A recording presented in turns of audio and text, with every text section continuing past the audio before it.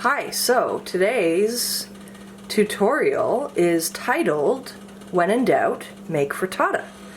So today I'm making frittata, and I'm making it with zucchini, onions, feta cheese, herbs, Parmesan cheese, and a little bit of red chili flakes. And I encourage you to check out your fridge, in the bottom of your crisper, pull out any vegetables that are degrading slightly, that might not totally have a place in your salad for the evening, but they can definitely be resuscitated and cooked into this beautiful, beautiful preparation that is so easy and so economical. So that's it. Let's get started. Alright, we're going to use cast iron for this, and this pan's been warming up on medium-low heat for about 15 minutes, so it's nice and hot. Before we get started though, I'm going to do this little trick, get rid of the residual dust and any leftover dirt, and I'm going to give it a quick cure. And I'm doing this by, as you can see here, I've got a small paper towel with hot water.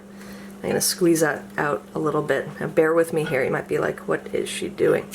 I'm going to wipe the pan, and the steam that the water is producing will help any of the dust and dirt dislodge from the pores of the pan.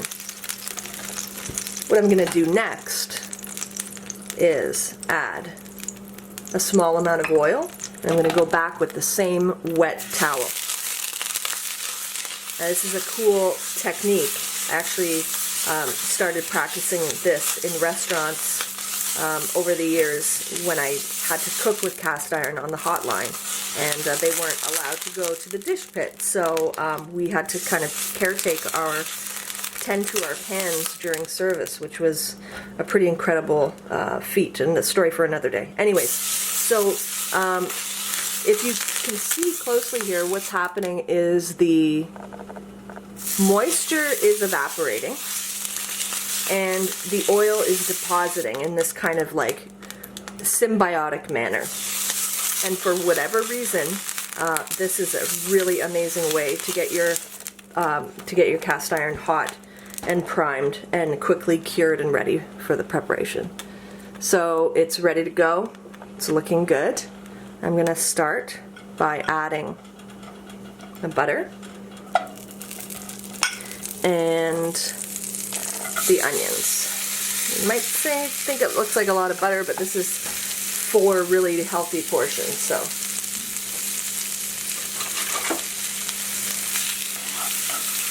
and let's increase the heat to medium-high, and we're just going to let this sort of caramelize.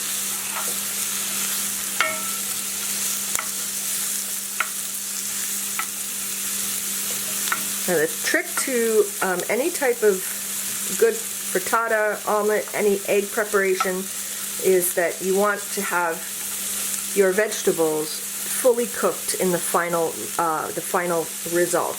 And because eggs cook relatively fast, or at least faster than their vegetable counterparts, what happens is if you don't cook your vegetables enough before you add the eggs, you end up with watery, soggy frittata, which most people can kind of remember maybe a point in their lives when they had an unfortunate situation on their plate of watery eggs.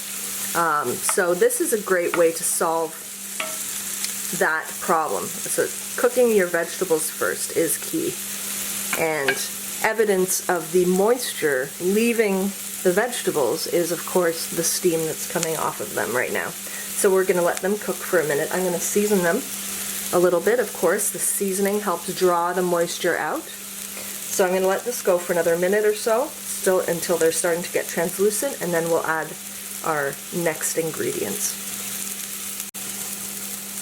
So at this point, some of you might be wondering, why is Jen putting the onions first? Why not put the zucchini first? And that's a great question. And it kind of touches on the different types of integrity in each ingredient. What I mean by that is, example, onions are an incredibly versatile vegetable, but one thing they benefit from is cooking for as long as possible. So like an 8-hour onion is just sublime, whereas an 8-hour zucchini is not so much so. So I'm doing the onions a favor here and getting them started first so that they can develop nice caramelization and deep brown color, and of course that will contribute to better flavor in the final result. Alright, we're getting some nice caramelization, some nice color happening here.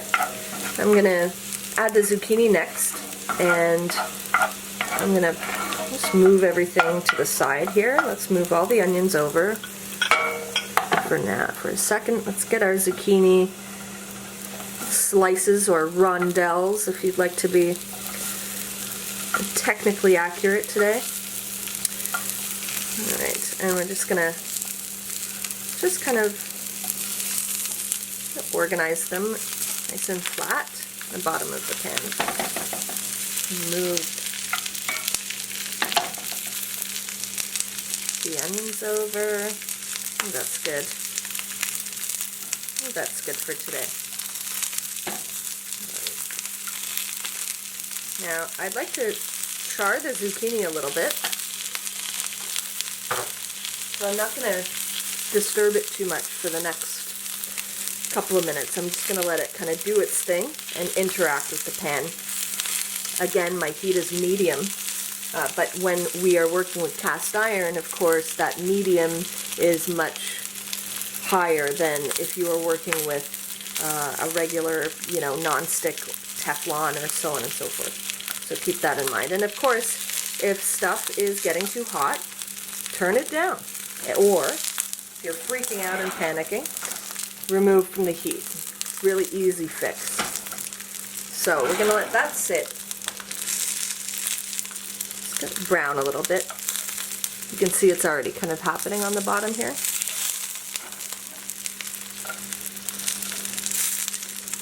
Okay. See? Alright. Season again, a tiny little bit, salt, and I'm going to add some pepperoncino.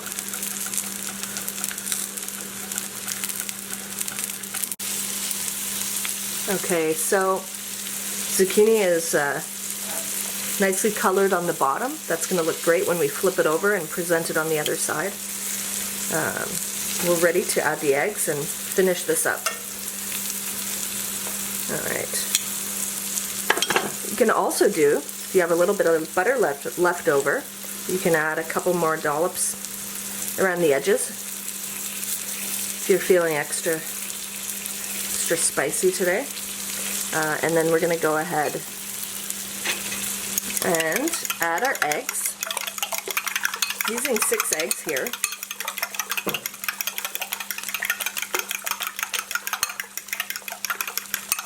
The important thing too is that you don't want it to be too thick. I've made this mistake tons of times where I try to make one that's too thick and it takes forever to cook, and what you end up with is a frittata that is overcooked on the bottom and undercooked on the top. So you want to keep it pretty thin. I mean, not super thin, but the important thing is that the eggs don't overcook and your vegetables are fully cooked. This is a little balancing act there. Okay, so the eggs are in. Once again, tiny bit of salt, and here's my feta. So I'm going to add the cheese now on top, and I'm just going to kind of sprinkle it on nice and even, yada yada yada. And then I'm gonna put my herbs now. I didn't put them on in the beginning. I prefer to kind of keep them fresh and add a nice little kind of visual to the top. What you can also do at this point if you're a pepper fan, is a nice healthy dose of freshly cracked pepper.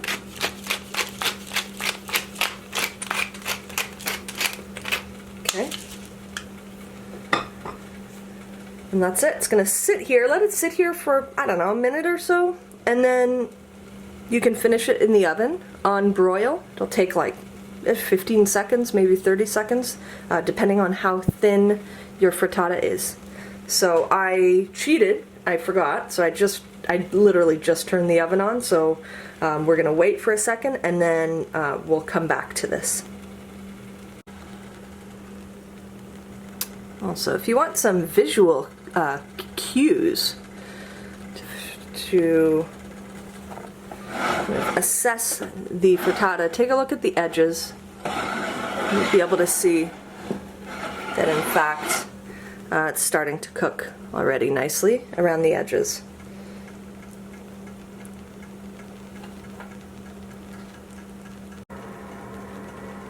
Okay friends, this bad boy is going in. I'm going to start with 30 seconds and see how that works. We'll be back.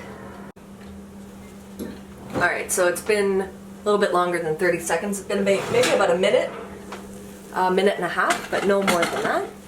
And it's looking pretty good. So just touch the top. It's nice and firm, but it's not, so it has a little bit of give, which means that the eggs will be able to rest and continue cooking, almost like a good steak. So that's it. Now I am going to let it rest for a second in this pan. As it rests, it will start dislodging from the sides. So let it cool a little bit. That's another reason why it's not, find my words, it's another reason why it's good to slightly undercook it. Not so that it's still runny, but that it can continue resting a little bit in the pan. So it looks good. We're going to, finally, to serve, we're going to flip it out bravely, and I'll show you what the bottom looks like. And that'll be the end of that for today. Stand by. Okay, so the frittata is rested, and I'm going to attempt to flip it out and show you what the bottom looks like. So to do that, I get two towels, cutting board right on top, and we're going to flip. Alright. Let's cross your fingers for me here. And there we go. Looks pretty good. I've done better, but this one's gonna do for today. So that's kind of cool. It's fun sometimes to present it upside down if you have a nice kind of funky design like this.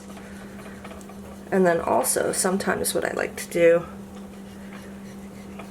is to flip a couple pieces back over, and that's fun because you get to see kind of like the full evolution of, you know, all the ingredients kind of like happening like harmoniously, ending up to this one tasty cohesive mass that will be my supper.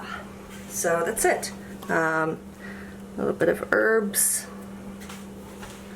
and a little bit of grated parm that I kept, and this will be amazing next to a green salad, the nice sharp sherry vinaigrette, and a nice griddled piece of crusty sourdough or something like that. So enjoy, and I hope you like the video, and I hope you make your own frittata creations, and if you do, please tag me. I'd love to see them. Anyways, that's it for tonight. See you next time. Bye.